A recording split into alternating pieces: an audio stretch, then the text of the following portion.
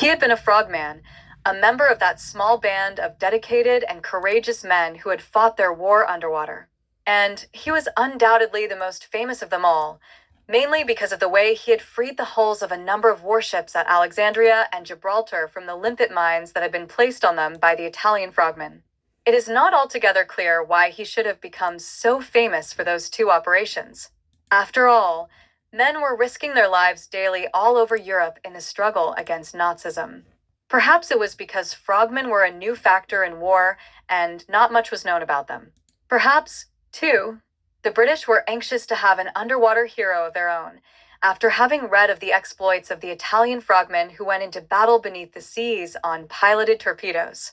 But whatever the reasons, Commander Crabb was a national hero. But all wars come to an end, and when that time comes, heroes tend to be forgotten.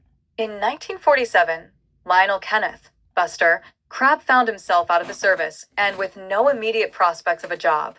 Stripped of his uniform and dressed instead in a tweed suit and a pork pie hat, he no longer even looked like a hero. Fortunately for his own morale, Crabb had not completely severed his connections with the Admiralty, who could always use a good frogman. After using him in an attempt to rescue the crew of a submarine which had sunk after a collision in the Thames estuary, the Lords of the Admiralty recalled him to naval service. But inevitably, it was only a temporary reprieve. In 1955, Crabb retired, owning little more than a ragbag of memories which he intended to turn into a book of memoirs. He was now 45, no more than middle-aged. But with the days of adventure surely behind him, one would have thought. But this was not so.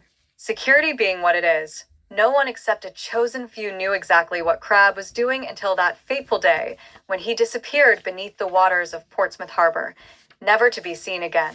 But one may guess that he had undertaken a number of freelance assignments for the Navy. Possibly, he may even have worked for intelligence. Whatever he was doing, one thing was certain: Crabb had not settled down in some routine job where he would merely grow older and more tired with every passing year. We must now leave Crabb for a short while so that we may look at the political situation as it stood in the April of 1956. Surprisingly, after all those unhappy post-war years, in which the West and the Soviets had been on somewhat less than friendly terms, there were now hopes for world peace. Russia's president, Marshal Bulganin, and her premier, Mr. Khrushchev, were now in Britain, meeting the people and generally behaving in a far less stiff-backed manner than one usually associated with Soviet politicians. There was a real feeling in the air that the visit would lead to better relations, if nothing else.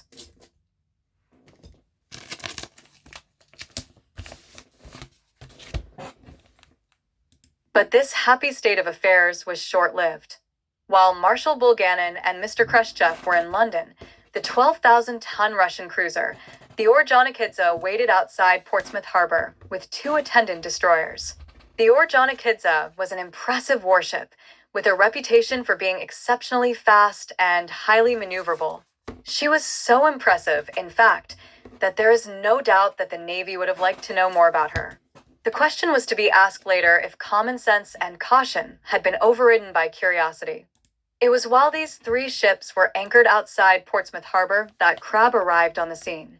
Those of his old friends who saw him walking jauntily through the streets, carrying a sword stick with a head in the form of a gold crab, had no reason to think he was there for any sinister purpose. And why should they?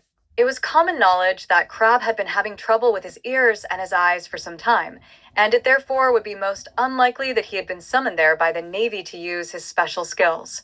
If he was there at all on naval business, it could only be of a routine nature. Nothing was further from the truth. Crabb was certainly fit to dive, and moreover, he was in Portsmouth on a mission, so foolhardy and ill-advised as to make one wonder in the light of subsequent events whether someone in high places had taken leave of their senses. The story, or at least that part of the story we know, broke on April 27th, when the press learned that a friend of Crabb's who had been trying to trace him had been told by a naval officer that Crabb had disappeared and was probably dead. Telephones began to ring at the Admiralty, which vainly tried to answer the flood of questions that poured in from journalists hot on the trail of a good story. What had Crabb been doing at Portsmouth? Was he really missing? Or was it definitely known that he was dead? When would more information be forthcoming? Under this pressure, the Admiralty issued the following statement. He is presumed dead as the result of trials with certain underwater apparatus. The location was in Stokes Bay, and it is 9 days since the accident. Obviously, this bald statement could only cause more endless conjecture, which was voiced so loudly in the press and in the streets by the general public that it became necessary for the Prime Minister, Sir Anthony Eden, to make a statement in the House of Commons. The gist of it was that whatever Crabb had been up to, it had been done without the authority or knowledge of Her Majesty's government. This statement did not help much either, especially when it was learned that police officers had visited the hotel where Crabb had been staying and had torn pages from the register after cautioning the hotelier under the Official Secrets Act not to discuss the case with anyone. Almost daily, the case of the missing frogman was becoming more and more sinister. To everyone, the implications behind Crabb's disappearance were all too obvious. A crab has been employed to go snooping underwater to see what information could be gained about the Russian cruiser anchored outside Portsmouth Harbor. This was certainly more than a theory, because the Russians claimed that they had seen a frogman bobbing up and down in the water near the Russian cruiser. But this still left a number of questions unanswered. What had Crabb been hoping to find? Who had employed him? And what had happened to him? There was no shortage of answers to all these questions. The trouble was that none of them was based on hard fact. There were those who believed that Crabb had been employed by the Americans to see what submarine devices might be fitted to the hull of the Russian cruiser, and that he had either been electrocuted by an anti-frogman device, or had been attacked and killed underwater by Russian frogmen. This theory, melodramatic and exciting though it may be, seems unlikely. The Russians themselves had stated that in the circumstances, they would never have dreamed of taking any action against the frogman. And there is no reason to disbelieve them when one takes into consideration that their leaders were in Britain on a goodwill mission. Undeterred by this sort of logic, there were others who subscribed to a school of thought that claimed that Crabb had been captured underwater by Russian frogmen who had hauled him aboard, and then had taken him to Russia, where he was now being held a prisoner. After these fanciful flights of the imagination, what other theories are left? First, one has to bear in mind that Crabb was a man of 46, an age when any diving which needed undue exertion was dangerous. The type of oxygen-breathing gear which he would have been wearing was not safe beneath a depth of 33 feet, and to dive beneath the Russian cruiser Crabb would have needed to have gone to a much greater depth than that. In those circumstances, it is quite possible that Crabb took a chance and died from oxygen poisoning. There is a tailpiece to the Crabb story. A year after the incident, a fisherman in Chichester Harbor, 7 miles away from Portsmouth, saw the body of a man in a frogman's suit floating on the water. The body was later identified as that of Crabb's. But inevitably the doubts and questions remain.